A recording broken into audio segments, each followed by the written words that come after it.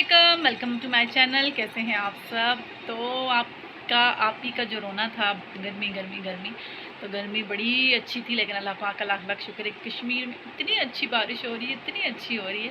अभी रात के टाइम में अंधेरा है, वरना मैं आपको खोल के दरवाज़ा ज़रूर दिखाती। तो जब मैंने ब्लॉग शूट किया था तब बहुत गर्मी थी, शदीद गर्मी थी। तो इसी बात पे सब्सक्राइब तो बनता है, सब्सक्राइब करें, लाइक करें, वीडियो को मस्ट लाइक कर दिया करें, सब्सक्राइब मस्ट किया कर दें और कमेंट भी ज़रूर किया कीजिए। कमेंट से बड़ी आपके कमेंट से मुझे जो है वो मोटिवेशन मिलती है। तो आप लोग मेरा ब्लॉग देखें। अस्सलाम वालेकुम जी एंड गुड मॉर्निंग। सुबह का सलाम। और आ गई हूँ मैं किचन में।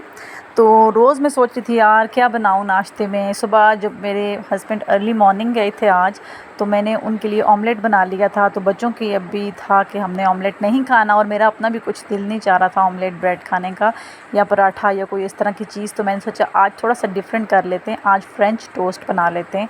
तो मैं फ्रेंच टोस्ट बना रही थी। मैंने फ्रेंच टोस्ट ईज़ी पीज़ी रेसिपी सबको आती है, ख़ासकर जो स्टूडेंट्स तबका होगा उन्होंने ये अच्छा लगता है। और वो लाइट सा नाश्ता, जब हम भी कॉलेज जाते थे ना कहते थे लाइट सा नाश्ता हो। तो मैंने 2 अंडे लिए, थोड़ा सा दूध, थोड़ी सी चीनी, और मैं ना थोड़ा सा वनीला एसेंस ऐड कर देती हूँ।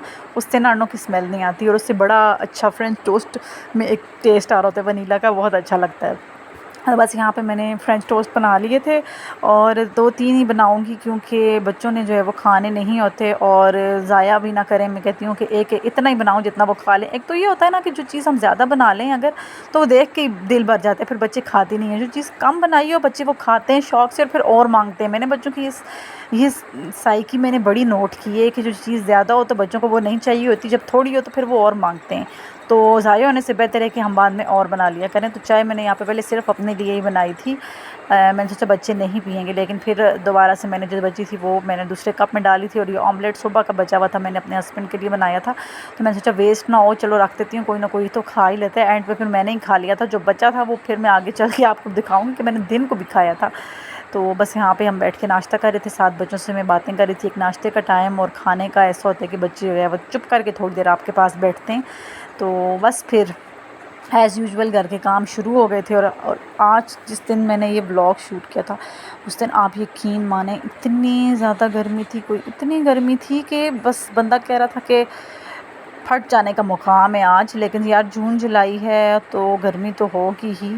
तो ये गर्मी का रोना और नहीं, बस मैं एक फॉर्मल बात कर रही हूँ कि वैसे भी कहते हैं कि जो जहन्नुम में गर्मी होती है, जो दुनिया में गर्मी होती है ना, वो जहन्नुम की गर्मी का 10% होती है। शायद इसी बात से हम लोग जो है वो थोड़ा अपने गुनाहों की माफ़ी मांग के सीधे रास्ते पे चलें। अल्लाह पाक हिदायत दे, आमीन सुम आमीन। तो फिर मैं इतनी बेवकूफ़ थी कि मैंने पहले नई बेडशीट डाली है और उसके बाद पंखा साफ़ किया है।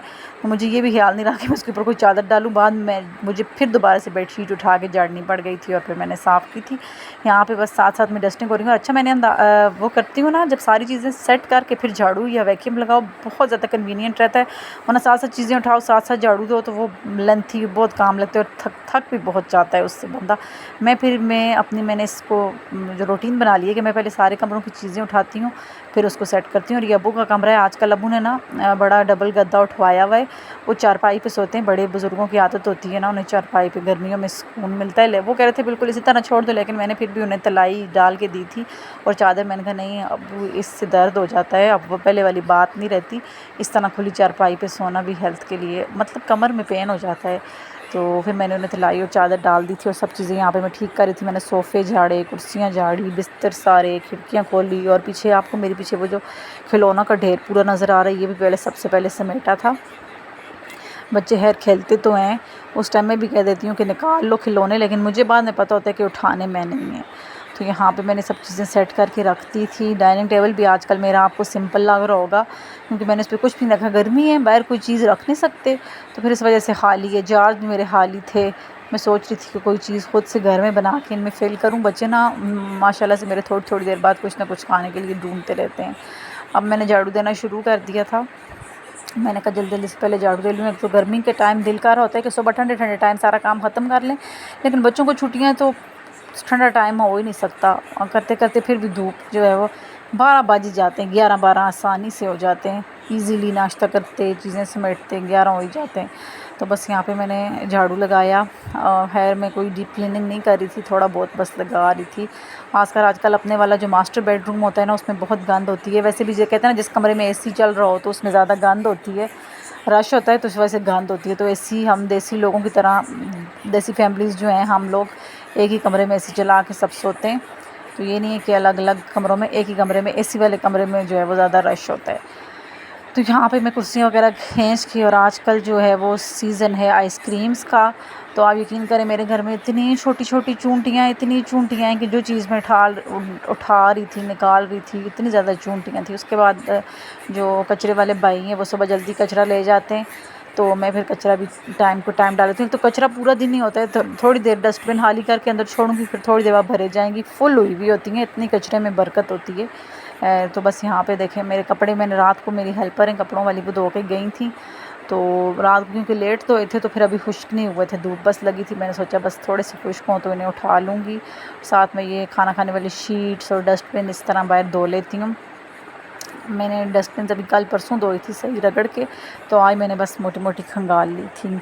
और अब 7 पौधों को पानी दे रही थी। पौधे बेचारे जो हैं वो तो मुरझा गए थे, इतनी गर्मी में 10 दफ़ा भी पानी दो तो फिर भी उनका यही हाल होता है। तो बस उसके बाद फिर मैंने सोचा किचन जाने से पहले ये काम जो छोटे छोटे होते हैं ना, रह जाते हैं, मैंने सोचा पहले मैं शीशा साफ़ कर लूँ। इससे बच्चों ने इतने गंदे हाथ रखे हुए थे। मैंने अपने हस्बैंड को शक्कर बना के दी, ग्लास में यहाँ पे छोड़ के गई हूँ, वापस आई हूँ तो वो ग्लास, शक्कर का पानी पूरा शीशे पे था, वो शीशे ने पी लिया था, उससे ज़्यादा गर्मी लग रही थी। तो बस खैर वो मुझे साफ़ करना पड़ा, और उसके साथ इतनी ज़्यादा चूंटियाँ हो गई थी ना, बस क्या पूछते हैं। साथ ही डस्टिंग मेरी बहुत हो रही थी कमरे में। मैंने 2-3 दिन पहले डस्टिंग की थी, तो आज ज़रूरी हो गई थी करनी डस्टिंग। अगर डस्ट होती है, चाहे जो मर्ज़ी करें, डस्ट हर रोज़ साफ़ करनी पड़ती है। तो साथ साथ बच्चों को भी लगी हुई थी लड़ाइयाँ। एक तरफ से साफ़ करके जा रही थी मैं, और दूसरी दफ़ा हो रही थी, दूसरी जगह गंद हो रही थी। मैंने सोचा चलो यार, जो हो रहा है होने दो। अब दिन के खाने की तैयारी कर लेते हैं। तो अब्बू ने लाई थी भिंडियाँ। मैंने कहा पहले मैं सबसे पहले भिंडियाँ बनाने के लिए रख चढ़ा दूँ, फिर इसके बाद नमाज़ का टाइम हो जाएगा। तो फिर मैंने भिंडियाँ बनाने के लिए चढ़ा दी थी, जैसे नॉर्मल वे भिंडियों का इस तरह सिंपल तरीका ही अच्छा लगता है।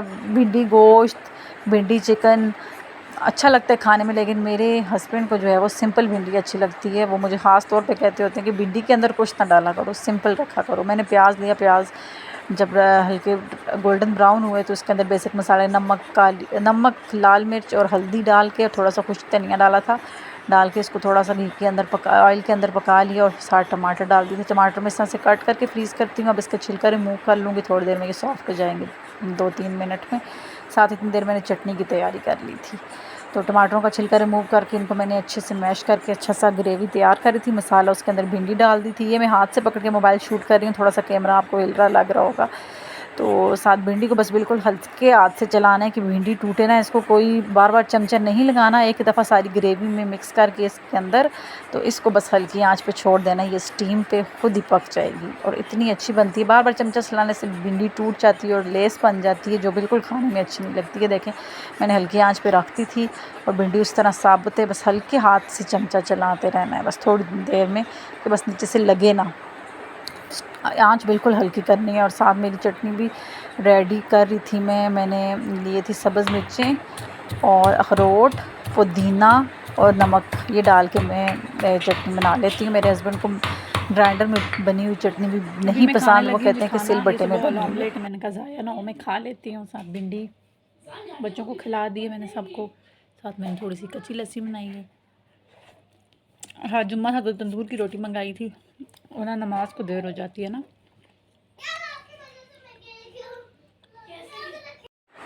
बस जी नमाज़ पढ़ी थी और थोड़ा सा रेस्ट किया था। रेस्ट क्या करना होता है बच्चों के साथ। फिर मैं आ गई थी किचन में, थोड़े बहुत काम जो है मैं अधूरे छोड़ के गई थी, और बस खाना खा के उधर ही में थोड़ी देर मैंने नैप ले लिया था। नमाज़ कुरान वगैरह पढ़ी थी क्योंकि ये जुम्मे का दिन था। तो साथ अंडे सुबह के आए रखे हुए थे, ऑयल की बोतल्स रीफ़िल करनी थी, तो मैंने सोचा अब ये काम पहले कर लूँ, फिर बाद में फिर खाने की तैयारी हो जाती है। बच्चे कुछ ना कुछ खाने के लिए मांगते हैं, तो उसी चक्कर में ये रह जाते हैं। और गर्मी में बंदा कहते हैं कम से कम ही किचन में इतनी जल्दी जाया करे और खाना बना के बस निकल आया करे। तो ये साथ देखे मैं आपको दिखा रही थी कि हमें जो है वो मिल रहा है, बड़ी एक हमारी हुकूमत की मेहरबानी है। साथ ऑयल के साथ ये दे रहे हैं हमें स्कॉच ब्राइट फ्री, बड़ी बड़ी मेहरबानी। कहते हैं कि बस पूछो ते मांजो पंडित हो, और कुछ खाना पीना नहीं, इतनी महंगाई विच स्कॉच ब्राइट साथ फ्री दे रहे हैं, बड़ी बड़ी मेहरबानी है जी। उसके बाद सबसे फिर मैंने अपना ऑयल कॉर्नर साफ़ किया। ये इतने दिनों से बॉटल्स इस तरह पड़ी हुई थी, मैंने वॉश करके छोड़ी थी, मैंने सोचा अभी ड्राई हो गई हैं। तो ये सरसों का ऑयल वाला बॉटल मैंने फ़िल नहीं किया था, क्योंकि आजकल ज़रूरत नहीं पड़ रहा ना, मैं खाने में नहीं यूज़ कर रही, तो मैं और दूसरा ही कुकिंग ऑयल यूज़ कर रही हूँ। और साथ ही छोटी छोटी चीज़ें जो रखी रहती हैं, इसमें मेरे बच्चों ने ज़रूर कुछ ना कुछ अपने रखने होते हैं, या फिर ख़ुद मुझे कोई चीज़ मिले तो मैं उठा उठा के ना, वो माँओं की आदत होती है ना, बाद में ढूंढेंगे तो फिर ये होगा। मैं भी सब कुछ ला के कोई जगह मुझे मिले बस मैं उसमें फेंक देती हूँ। तो मैंने थोड़ी सी बहुत सेटिंग की, मैंने कहा चलो बुरा तो ना लगे किचन क्लीनिंग, डीप क्लीनिंग तो किसी दिन बारिश होगी तो तभी की जाएगी, वरना जो थोड़ी बहुत किचन की आजकल है। अभी वैसे ईद पे मैंने डीप क्लीनिंग की थी, मेरे अभी डीप क्लीनिंग की इतनी हाँ ज़रूरत पेश नहीं आ रही थी। तो साथ उसके बाद बर्तन धो लिए थे दिन वाले। तो अब मैंने कहा कि चलो दोबारा से शाम का काम जो शुरू करते हैं, और फिर उसके बाद अब देखेंगे पकाना क्या है। लेडीज़ का जो बेसिक मसला है कश्मीर है बड़ा, कि पकाना क्या है। तो कहते हैं कि हफ़्ते की मील प्लानिंग कर लेनी चाहिए, लेकिन ऐसा होता नहीं, बच्चों वाले घर में ऐसा नहीं होता। हाँ, जितने छोटे बच्चे ना हों, थोड़े बड़े हों, और फिर पता होता है सबके हिसाब से क्या क्या खाना है। छोटे बच्चों के तो मूड स्विंग्स होते हैं, जिस दिन दाल बनी हो उस दिन उन्होंने सालन खाना है, जिस दिन सालन बना हो उस दिन उन्होंने शवारमा बर्गर खाना है, जिस दिन शवारमा बर्गर मंगाया हो तो उन्होंने कुछ और चीज़ खानी होती है। तो इस वजह से मील प्लानिंग भी छोटे बच्चों वाले घरों में नहीं की जा सकती। तो मेरी बात से सारी मॉम्स जो छोटे बच्चों की हैं वो ज़रूर एग्री करेंगी, और खाना वैसे भी पीछे फिर फिर के खिलाना ही पड़ता है। उसके बाद रात को आइसक्रीम मैंने बच्चों को दी थी, लेकिन इसी तरह मैंने कहा बर्तन बिल्कुल नहीं गंदे करने, अभी मैं किचन समेट के आई हूँ तो इसी में खाओ सारे, एक प्लेट गंदी हो ताकि, तो हमने मिल के एक ही प्लेट में खा ली थी। बस ये अब नमाज पढ़ी है, शाम का टाइम हो गया और शाम की रूटीन शुरू हो गई है। तो अब शाम की जो है ना, औरतों का मसला होता है कि शाम को क्या पकाना है, पहले दिन को क्या पकाना है, दिन का खा के फारिग होकर शाम को क्या पकाना है। तो मैं भी चलती हूँ किचन में, इसके बाद शाम का देखूँगी क्या पका रही हूँ। तो बाकी सब इवनिंग रूटीन में अपने नेक्स्ट ब्लॉग में शेयर करूँगी। तो बस ये वाला ब्लॉग मेरा यहीं तक था। मिलूँगी इंशाल्लाह आपसे बहुत जल्द, और अगेन से कि चैनल को सब्सक्राइब मस्ट कर लें, वीडियो को लाइक करें और कमेंट भी करके ज़रूर बताइएगा जी। मिलूँगी इंशाल्लाह आपसे बहुत जल्द अच्छे से ब्लॉग के साथ। जाऊँगी यहीं पे इजाज़त। अल्लाह हाफ़िज़।